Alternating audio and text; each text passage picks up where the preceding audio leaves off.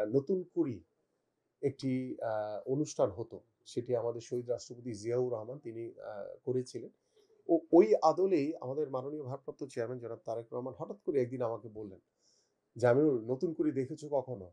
তা আমি বলছি, "ভাইয়া ছোটবেলায় দেখেছি, মনে আছে আবসা, আবসা। নতুন কুড়ি স্পোর্টস নামে আমরা একটি কর্মসূচি হাতে নিব। বিভাগীয় লেভেল থেকে শুরু করে জাতীয় লেভেলে আমরা কিভাবে করতে পারি।"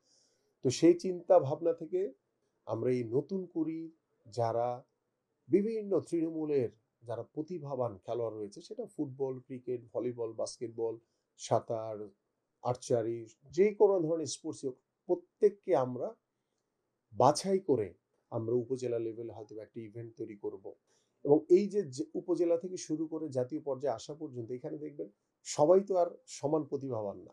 আমরা বাছাই করে যারা দেখব যে বাংলাদেশের স্পোর্টসের জন্য যারা ভবিষ্যতে ভালো কিছু করার সুযোগ রয়েছে, আমরা তাদেরকে ওই প্রতিভাবান খেলোয়াড়দের পরিবার, তাদের পড়াশোনা এবং তাদের খেলাধুলার দায় দায়িত্ব পুরাটাই সরকার বহন করবে।